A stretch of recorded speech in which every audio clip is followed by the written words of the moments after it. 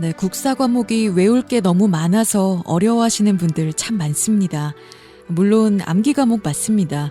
하지만 무엇보다 역사는 흐름으로 이해해야 잘 기억하실 수 있습니다. 그래서 요점 정리된 것만 보시는 것보다는 교과서로부터 시작해야 합니다. 검정고시나 수능, 어느 시험을 준비하셔도 마찬가지입니다. 시간이 없어서 혹은 눈이 침침해서 역사 교과서를 읽기 어려우신 분들을 위해서 오늘부터 중학교와 고등학교 국사 교과서를 읽어드리겠습니다.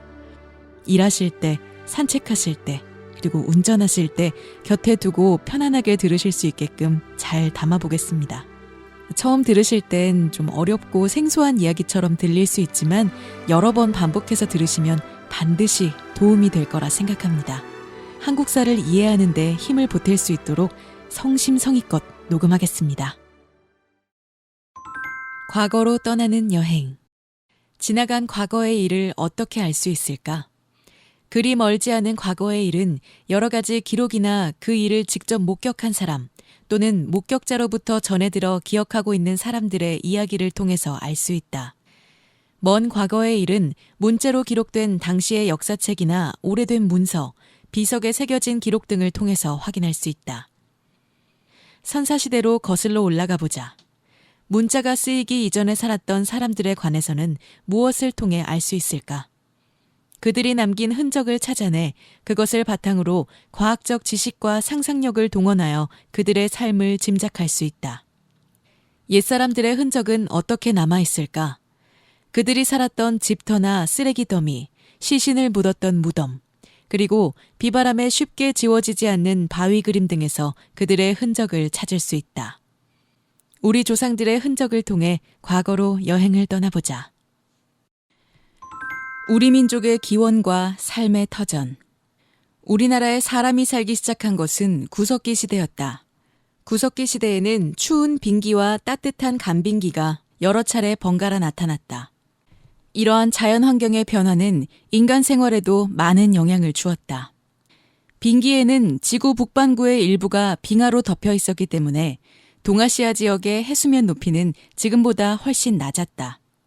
그러므로 당시에는 중국 대륙과 한반도, 일본 열도, 타이완 등이 모두 육지로 연결돼 있었다.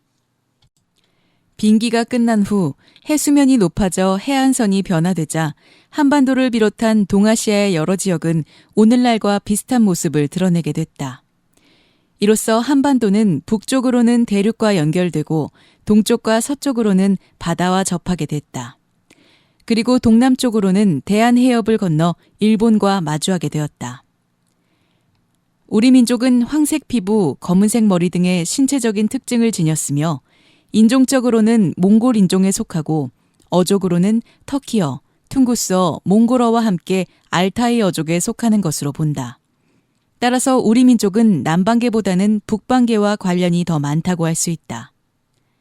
일찍부터 만주 지역과 한반도를 중심으로 동북아시아 지역에 넓게 자리 잡았던 우리 민족은 신석기 시대와 청동기 시대를 거치면서 점차 민족의 기틀을 형성하고 주변의 여러 민족과 교류하면서 독특한 문화를 발전시켰다. 구석기 시대와 신석기 시대. 우리가 살고 있는 한반도의 여러 곳에서 유적들이 발굴되었고 많은 유물이 나왔다. 돌로 만든 도구를 주로 사용한 시기를 석기 시대라 하는데 이를 구석기 시대와 신석기 시대로 나눈다. 한반도와 그 주변 지역에는 약 70만 년 전부터 사람이 살기 시작했다. 구석기 시대 유적은 함경북도 웅기군 굴포리와 충청남도 공주시 석장리를 비롯하여 전국에 분포하고 있다. 구석기 시대 사람들은 처음에는 돌을 거의 그대로 사용하다가 점차 쓰임새에 따라 여러 가지 뗀석기를 만들어 사용하였다. 구석기 시대 사람들은 짐승과 물고기를 잡아먹었으며 식물의 열매나 뿌리도 채취하여 먹었다. 또 계절에 따라 이동하는 생활을 하면서 동굴에서 살거나 강가에 막집을 짓고 살았다. 기원전 8000년경부터 신석기 시대가 시작됐다. 신석기 시대 유적은 한반도 전 지역에 고루 퍼져 있으며 주로 큰 강유역이나 해안 지역에서 발견된다. 연대가 가장 이른 곳이 제주도 고산리 유적이다. 신석기 시대 유적에서 발굴된 유물에는 간석기와 낚시, 바늘 등의 뼈도구가 있다. 그리고 빗살무늬 토기가 널리 사용되었다. 신석기 시대 사람들은 강가나 바닷가에 살면서 뼈낚시, 그물 등을 가지고 물고기를 잡거나 조개를 캤고 돌창, 돌화살 등으로 사냥을 했다. 한편 식물의 열매나 뿌리를 채취하여 먹는 생활을 하다가 뒤에는 농사를 짓고 가축도 기르게 됐다. 농경 생활을 시작한 신석기 시대 사람들은 돌괭이로 땅을 일구고 조나 피 등을 재배하여 돌낫, 뼈낫 등으로 추수를 하였으며 돌 갈판에 곡식을 갈아서 음식을 만들어 먹었다. 또 가락바퀴로 실을 뽑고 뼈바늘로 옷을 지어 입기도 했다. 신석기 시대 사람들은 땅을 파고 그 위에 지붕을 씌운 움집에서 살았다. 그리고 같은 핏줄의 씨족들이 모여 마을을 형성하고 나아가 몇 개의 씨족이 모여 부족을 이뤘다. 즉, 이들은 구석기 시대 사람들과 달리 정착 생활을 하기 시작했다. 이들 사회에서는 경험이 많은 부족장이 농사, 사냥 등 생산 활동을 지휘하였다. 자연과 영혼에 대한 생각.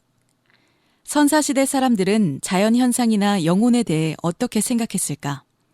신석기 시대 사람들은 인간 생활에 영향을 끼치는 해, 달, 산, 강, 동물, 큰 나무 등에 영혼이 깃들어 있다고 믿었으며 특정 동물을 자기 부족의 수호신으로 생각해 숭배하였다. 또 이러한 신앙을 바탕으로 하여 예술 활동을 하기도 하였다.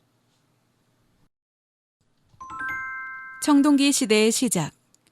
한반도와 만주 지역에서는 기원전 2000년경에서 기원전 1500년경에 청동기 시대가 시작됐다. 이 시기에 이르러 사람들은 처음으로 청동을 사용하여 도구를 만들기 시작했다. 청동기는 만들기가 어려웠고 대량으로 만들 만큼 재료도 충분하지 않아서 지배계급의 무기나 장식품으로 사용됐다. 따라서 청동기 시대의 생활도구는 여전히 돌이나 나무로 만든 것이 대부분이었으며 민무늬 토기를 사용하였다. 달라진 생활 모습. 청동기 시대 사람들은 주로 강을 끼고 있는 야산이나 구릉지대에 살았는데 이는 구릉 주위에 골짜기를 개간하여 농사를 지었기 때문이다. 이때의 집은 직사각형이나 원형의 움집으로 움은 신석기 시대보다 낮아졌고 집의 크기는 훨씬 커졌다. 그리고 마을의 규모도 신석기 시대보다 커졌다. 이들은 농경을 주로 하였는데 단단한 나무로 만든 농기구를 이용하여 농경지를 넓히고 또 고랑을 내고 김을 메어 생산량을 늘려나갔다.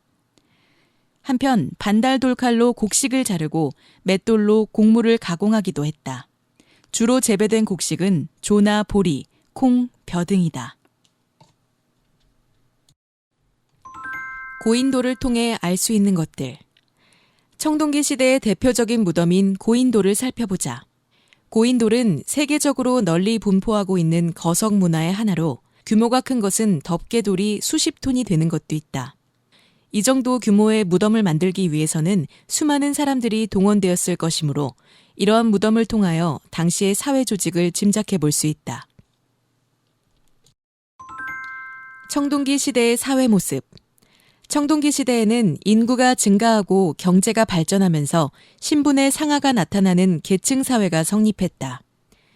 부족을 통솔하는 족장은 농업 생산이 증대함에 따라 재산을 늘리는 한편 청동제 무기를 이용하여 이웃 부족을 정복하는 등 세력을 확장하였다. 족장은 하늘에 제사 지내는 일 등 종교의식도 주관하여 더욱 권위를 가지게 되었다. 이러한 사회를 재정일치 사회라고 한다. 족장이 죽으면 그의 권위를 상징하는 거대한 고인돌이나 돌널 무덤을 만들고 청동검, 청동거울 등을 함께 묻었다. 단군의 고조선 건국. 청동기 문화가 형성되면서 만주 요령지방과 한반도 서북지방에는 족장이 다스리는 많은 부족들이 나타났다. 단군은 이러한 부족들을 통합하여 고조선을 건국하였다. 단군의 고조선 건국은 우리나라의 역사가 매우 오래됐음을 말해준다. 또 단군의 건국 사실과 홍익인간의 건국 이념은 우리 민족이 어려움을 당할 때마다 자긍심을 일깨워주는 원동력이 되었다. 그 밖에도 단군의 건국 이야기를 통해서 우리 민족이 처음 나라를 세웠을 때의 상황을 짐작해 볼 수 있다. 곰과 호랑이가 등장하는 것에서는 선사시대에 형성되었던 특정 동물을 숭배하는 신앙의 요소가 반영되어 있음을 알 수 있다. 또 비, 바람, 구름을 주관하는 사람이 있었다는 것에서는 우리 민족 최초의 국가가 농경사회를 배경으로 성립되었다는 것을 짐작할 수 있다. 읽기자료 단군의 건국. 옛날에 환인의 아들 환웅이 나라를 다스리고 싶어하여 인간 세상을 자주 내려다보았다. 환인이 아들의 뜻을 알고 지상세계를 두루 내려다보니 태백산 지역이 인간들에게 큰 도움을 줌직한지라 이에 천부인 세계를 주어 보내 그곳을 다스리게 하였다. 환웅은 무리 3,000명을 이끌고 태백산 꼭대기 신단수 아래로 내려와 그곳을 신시라 부르고 스스로를 환웅천왕이라 하였다. 그는 바람을 주관하는 어른, 비를 주관하는 어른, 구름을 다스리는 어른들에게 농사와 생명, 질병, 형벌과 선악을 맡게 하고 인간살이에 관한 360여 가지 일을 다스리게 하여 정치와 교화를 베풀었다. 그때 마침 곰 한 마리와 범 한 마리가 있어 같은 굴에 살면서 항상 신령스러운 환웅에게 사람이 되기를 빌었다. 환웅은 영험 있는 쑥 한 자루와 마늘 20토를 주면서 너희들이 이것을 먹고 100날 동안 햇빛을 보지 않으면 사람이 될 수 있으리라 하였다. 곰과 범은 이것을 먹으면서 동굴 생활을 시작했다. 곰은 3, 7일 동안 잘 참고 견디어 여자의 몸으로 변했지만 범은 이를 참지 못하고 뛰쳐나가 사람이 되지 못했다. 여인이 된 곰은 혼인할 대상이 없었으므로 늘 신단수 아래에서 아이를 낳게 해달라고 빌었다. 이를 본 환웅이 잠시 인간으로 모습을 바꾸어 그와 혼인하여 아들을 낳으니 그 이름을 단군 왕검이라 하였다. 출처 삼국유사. 고조선의 성장과 변천. 고조선은 청동기 문화의 발전에 따라 점차 정치 문화의 중심 역할을 하면서 세력을 확장해 나갔다. 그리하여 기원전 4세기경에는 요령지방을 중심으로 만주와 한반도 북부를 잇는 넓은 지역을 통치하는 국가로 발전했다. 기원전 2세기경 서쪽 지방에서 세력을 키운 위만이 준왕을 몰아내고 고조선의 왕이 되었다. 이 시기에 철기 문화가 확산하면서 고조선은 이를 바탕으로 주위의 여러 부족을 통합하여 세력을 크게 확장하였다. 또 한반도 남부지방에 위치한 진의 여러 나라와 중국의 한 사이에서 중개무역을 하면서 경제적인 이익을 얻어 부강해졌다. 고조선이 강성해지면서 한에 대항하는 세력으로 커가자 한은 대군을 보내어 수도인 왕검성을 포위 공격하였다. 위만의 손자인 우거왕은 막강한 한의 대군을 맞아 1년 동안 버티면서 잘 싸웠으나 결국 왕검성이 함락되고 고조선은 멸망하였다. 고조선의 사회 모습. 고조선 사회는 생산력의 증가로 사유재산이 늘어나면서 빈부의 차이가 생기고 정치와 군사를 담당하는 지배계층과 생산을 담당하는 피지배계층이 생겼다. 통치 조직이 확립되어 왕 밑에는 상, 대부, 장군 같은 여러 관직이 마련되기도 했다. 사회 질서를 유지하기 위한 법률도 제정되었다. 법률은 8개 조항이 있었는데 다음에 3개 조항만 오늘날까지 전해진다. 사람을 죽인 자는 사형에 처한다. 남을 다치게 한 자는 곡물로 갚는다. 도둑질한 자는 잡아다 종으로 삼는다. 용서를 받으려면 많은 돈을 내야 한다. 이 법을 보면 고조선 사회는 사람들의 생명, 즉 노동력과 재산을 중시하고 사회 질서를 유지하는 데 힘썼음을 알 수 있다. 철기의 보급. 우리나라에 철기가 보급되기 시작한 것은 기원전 5세기경이었다. 처음에는 청동기도 함께 사용되었으나 기원전 1세기경부터는 철기가 널리 보급되었다. 철은 주로 생활도구와 무기를 만드는 데 사용되었다. 이에 철을 단단하게 담금질하는 방법을 알게 되었고 철도 많이 생산하였다. 농기구로는 이전에 목기나 석기와 함께 삽, 괭이, 낫 같은 철제 농기구들을 사용하였다. 무기로는 칼, 창, 화살촉 등이 있었으며 공구로는 끌, 톱, 도끼, 자귀 등이 있었다. 한편 토기의 생산 기술도 발달하였으며 지역에 따라 여러 가지 모양의 토기를 만들었다. 철기 시대의 생활과 사회. 철제 농기구를 사용하면서 농업 기술이 발달하고 경작지의 개간도 쉬워져 농업 생산량이 급격히 늘어났고 인구도 크게 늘어났다. 반면에 부족 간에 서로 많은 식량을 차지하려고 하면서 다툼이 생겼고 철제 무기를 전투에 사용하게 되면서 부족 간의 전쟁은 더욱 빈번하게 일어났다. 이에 따라 철을 잘 이용한 부족은 세력을 크게 키워 국가로 발전해 나갈 수 있었다. 또 중국이나 일본과는 육로와 해로를 통해 문화 교류를 하였다. 철기 시대에 접어들면서 직업의 전문화와 사회의 계층화가 더욱 뚜렷해짐에 따라 만주와 한반도 지역에는 새로운 국가가 출현하게 되었다. 철기 시대의 대표적인 무덤으로는 널무덤과 동무덤 등이 있다. 널무덤은 구덩이를 파고 나무너를 넣은 것으로 한반도 서북 지역에서 먼저 만들어지다가 남부 지역으로 퍼져나갔는데 특히 낙동강 유역에서 많이 발견되고 있다. 동무덤은 2개의 항아리를 옆으로 이어 만든 것으로 철기시대 전기에는 소형이었다가 점차 커졌는데 특히 영산강 유역에서는 대형의 동무덤이 만들어지기도 했다. 여러 나라의 등장.